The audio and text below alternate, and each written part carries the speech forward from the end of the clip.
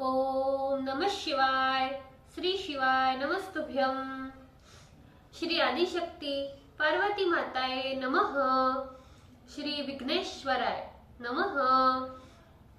श्री लक्ष्मी नारायणे नमः। श्री सरस्वती ब्रह्माय नमः। श्री सियारामे नमः। श्री रामदास हनुमाने नमः। श्री राधे श्यामे नमः। हे शिवजी, તમારી કૃપાથી હું આ શિવ પુરાણ વાંચી રહી છું અને મારી મમ્મી, બેન તથા તમામ શ્રોતા આ શિવ પુરાણ સાંભળી રહ્યા છે। અમે બધા આ શિવ પુરાણનું જ્ઞાન પ્રાપ્ત કરી શકીએ એટલી શક્તિ પ્રદાન કરજો અને શિવ પુરાણનું તેજ સહી શકીએ એટલી ક્ષમતા પ્રદાન કરજો। હે વિઘ્નેશ્વર ગણપતિ બાપા, તમે શિવ પુરાણના વંચનમાં આવતા તમામ વિઘ્ન હરજો। हे कृष्ण मनोहारिणी राधा जी, हे श्याम सुंदर, हे सिया राम जी, हे रामदास हनुमान जी, तमे शिव पुराण सांभळवा जरूर पधारजो अने मारा हृदयमां स्थान ग्रहण करजो। ओम नमः शिवाय। श्री शिवाय नमस्तुभ्यम। द्वितीय संहिता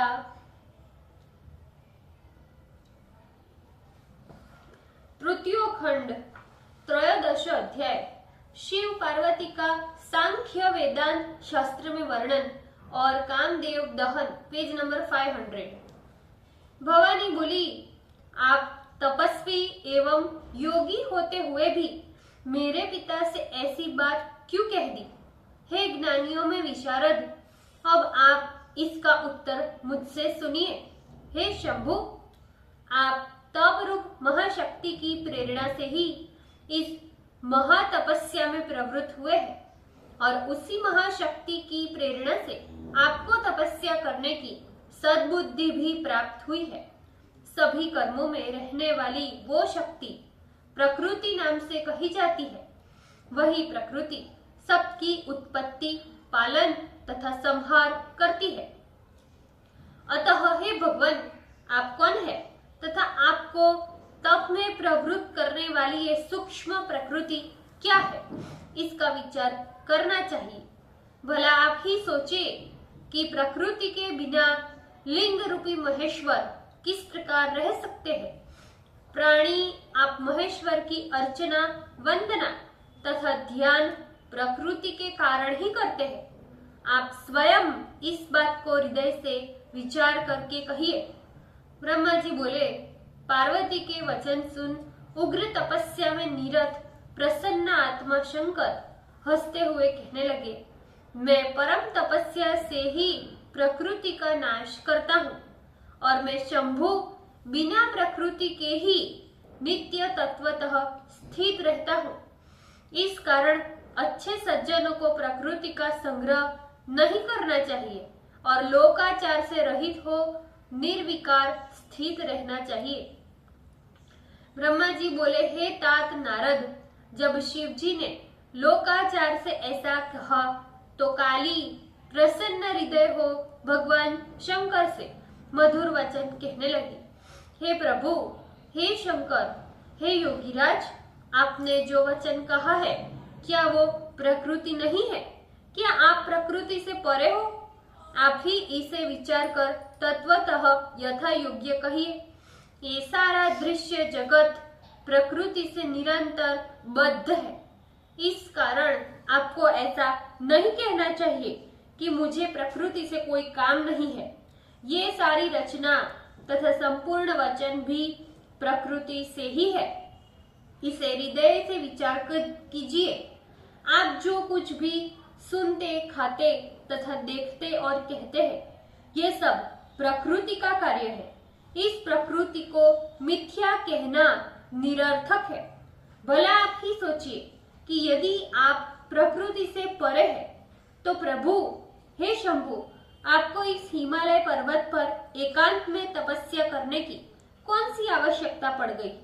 हे हर, प्रकृति ने आपके निज स्वरूप को निर्गुण कर लिया है। इसी से आप निज रूप को जान नहीं पाते।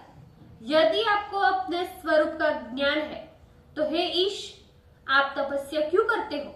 आप तो योगी हो, आपके साथ वाद विवाद का मुझे कोई प्रयोजन नहीं है, किंतु मुझे इतना अवश्य कहना है कि बुद्धिमान लोग प्रत्यक्ष होने पर अनुमान को प्रमाण नहीं मानते। हे ईर्ष, ये जितना जो कुछ भी प्राणियों के इंद्रिय गोचर हो रहा है, बुद्धिमान लोग अपनी बुद्धि से उन सभी को प्रकृति का ही कार्य मानते हैं। हे योगीश, बहुत कहने से क्या लाभ, आप मेरा परमार्थ युक्त एक वचन सुन लीजिए। मैं वही प्रकृति हूँ और आप वही पुरुष है, बस यही बात सत्य है, इसमें कुछ भी संदेह नहीं है। ये तो मेरा अनुग्रह ही है कि आप मेरे कारण सगुण रूप कहे जाते हो। मेरे बिना आप सर्वथा निरीह हो और कुछ भी करने में असमर्थ हो। आप यद्यपि जितेंद्रिय हो, फिर भी मैं आपको पराधीन बनाकर नाना प्रकार के कर्म आपसे कराती हूँ। अतः आप ही सोचे कि आप किस प्रकार निर्विकारी नहीं है और मुझसे किस प्रकार लिप्त नहीं है। मैं प्रकृति से परे हूँ। यदि ये आपकी बात सत्य है तो हे शंकर, मेरे समीप रहने से आपको तो कोई भय होना ही नहीं चाहिए।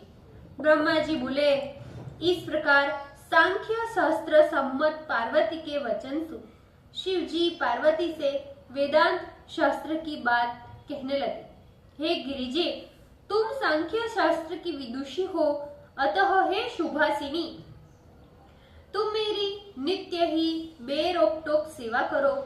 यदि मैं माया से निर्लिप्त परमेश्वर ब्रह्म हूँ, वेदांत वेद्य एवं मायेश हूँ, तब तुमसे मुझे कोई भय नहीं है।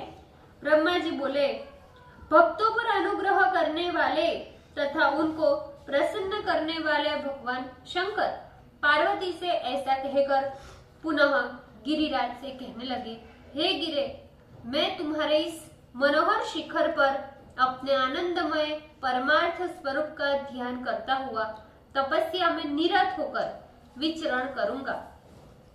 हे पर्वतराज, अब तुम मुझे तप करने की आज्ञा प्रदान करो, क्योंकि तुम्हारी अनुमति के बिना इस प्रदेश में कोई भी तप नहीं कर सकता। ब्रह्मा जी बोले, हे नारद, हे देवदेव, त्रिशूलधारी शिव के वचन को सुनकर हिमालय शिव जी को प्रणाम कर कहने लगे, हे महादेव, देवता असुर एवं मनुष्यों के सहित ये सारा जगत आपका ही तो है, भला मैं तुच्छ व्यक्ति आपसे क्या कहूँ। ब्रह्मा जी बोले, जब हिमालय ने लोक कल्याणकारी शंकर से ऐसा कहा, तब शिव जी ने हंसते हुए हिमालय से कहा, अब आप घर जाइए। शिव जी के ये वचन सुन हिमालय पार्वती के सहित आनंद से अपने घर को चले गए और पार्वती को साथ लेकर नित्य प्रति शंकर का दर्शन करने के लिए आने जाने लगे। इधर काली पिता के बिना भी अपनी सखियों को साथ लेकर नित्य भक्ति में तत्पर होकर शिव की सेवा के लिए आने जाने लगी। नंदीश्वर आदि शिव के गण भी पार्वती के आने जाने में कोई बाधा नहीं करते थे, क्योंकि शिव जी की आज्ञा ही इस प्रकार की थी तथा वे भी शिव जी की आज्ञा में पवित्र भाव से स्थित रहते थे। सांख्य एवं वेदांत मत के अनुसार हमने शिवाशिव का ये सुखकारी संवाद वर्णन किया। वस्तुतः विचार करने से तो दोनों अभिन्न ही है। इंद्रियों से अगोचर होकर भी भगवान शिव ने गिरिराज की प्रतिष्ठा के लिए तथा उनके वचन का आदर करने के लिए पार्वती को अपनी सेवा में रख लिया। भगवान शंकर ने सखियों सहित पार्वती से कहा कि तुम नित्य ही मेरी सेवा के लिए आया जाया करो तथा निर्भय होकर यहाँ स्थित रहो। ऐसा कहकर निर्विकार माया महायोगी तथा अनेकों लीला करने वाले भगवान शंकर ने अपनी सेवा में पार्वती को ग्रहण किया, क्योंकि महाधीर तपस्वियों का यही सबसे बड़ा धैर्य है कि विघ्नकारक वस्तुओं को ग्रहण कर भी वे उनसे निर्विघ्न निवास करते हैं। इधर गिरिराज अपने परिचारिकों के साथ अपने स्थान को चले गए और हे मुनीश्वर नारद, अपनी प्रियतमा के साथ परम आह्लाद को प्राप्त हुए। इधर भगवान शंकर भी आदर पूर्वक ध्यान योग का आश्रय ले परमात्मा का चिंतन करते हुए निर्विघ्न पूर्वक विचरण करने लगे। काली भी नित्य प्रति घर से आकर शिवजी की सेवा करने लगी। वे शिवजी का चरण पखार कर नित्य उनका चरणोदक ग्रहण करती और परम पवित्र अग्नि के समान तेजस्वी गौरिक वर्ण के वस्त्र से उनके शरीर का मार्जन करती। वे नित्य षोडशोपचार से शिव का विधि पूर्वक पूजन करती तथा उन्हें बारंबार प्रणाम कर फिर अपने घर को जाती। हे मुनि सत्तम, इस प्रकार ध्यान में तल्लीन हुए शिव की सेवा करते हुए पार्वती को बहुत समय व्यतीत होने लगा। वे कदाचित अपनी सखियों के साथ शंकर के आश्रम में मधुर स्वर से ताल रागादि युक्त कंदर्पोदिक गान करने लगती। कभी कुश पुष्प तथा समिधाएं स्वयं ले आती और कभी सखियों के साथ स्थान का सम्मार्जन करती। वे कभी नियत काल पर्यंत शंकर के समीप रहकर सकाम भाव से शंकर की ओर देखकर उन्हें विस्मित कर देती थी। तब शंकर ने अपनी तपस्या के बल से निःसंग रहने वाली उस काली को पंच तत्व के शरीर में निवास करने वाली अपनी पूर्व जन्म की भार्या समझ लिया। यद्यपि वह मुनियों को मोहित करने वाली महासुंदरी नित्य शंकर के सन्निकट में ही निवास करती थी, फिर भी शिवजी ने उसे भार्या रूप से ग्रहण नहीं किया। महादेव जी ने जब भगवती को इस प्रकार इंद्रिय संयम में संलिग्न हो अपनी सेवा में नित्य तत्पर देखा, तब वे दयापूर्वक विचार करने लगे कि जब ये महाकाली तपस्या के द्वारा अपने गर्व के बीज को नष्ट कर देगी, तब मैं इसे ग्रहण करूंगा। ब्रह्मा जी बोले, भूतेश्वर भगवान सदाशिव ऐसा अपने मन में विचार कर पुनः ध्यान में तल्लीन हो गए। कारण कि महालीला करने वाले होकर भी वे महायोगेश्वर है। हे महामुने, जिस समय परमात्मा शंकर ध्यान में स्थित हो गए, उस समय भी उनके मन में किसी प्रकार की चिंता का उदय नहीं हुआ।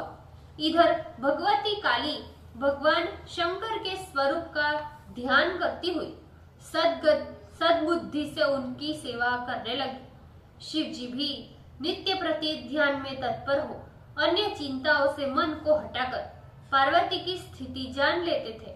उस समय वे पार्वती को देखते हुए भी न देखने जैसा स्वरूप बना लेते थे। इसी समय ब्रह्मा की आज्ञा से इंद्रादिक देवगणों ने तथा मुनियों ने आदर पूर्वक वहां काम को भेजा। उसका कारण यही था कि उस समय देवता महाबली तारकासुर के उपद्रव से अत्यंत दुखी हो रहे थे। इसलिए वे रुद्र तथा काली का विवाह कराकर उनके पुत्र कार्तिकेय से उसका वध कराना चाहते थे। वहां जाकर कामदेव ने शिव का ध्यान छुड़ाने के लिए सारा पराक्रम दिखाया, किंतु उससे शिव जी क्षुब्ध नहीं हुए और उन्होंने अपने तीसरे नेत्र से उसे ही भस्म कर दिया। हे नारद, पार्वती भी गर्व रहित हो नारद के उपदेश से शांत स्वभाव से तपस्या करने लगी। फिर तपस्या के प्रभाव से उन्होंने शिव को अपना पति प्राप्त किया। इस प्रकार शिव एवं पार्वती एक दूसरे को प्राप्त कर परम प्रसन्न हुए और दोनों परोपकार में परायण हो देव कार्य को संपन्न करने लगे। ओम नमः शिवाय। श्री शिवाय नमस्तुभ्यम। भूल चूक माफ करजो शिवजी, कृपा રાખજો। આજના શિવપુરાણના વંચનનો પુણ્ય મને પ્રદાન કરજો શિવજી। ઓમ નમઃ શિવાય। શ્રી શિવાય નમસ્તુભ્યમ।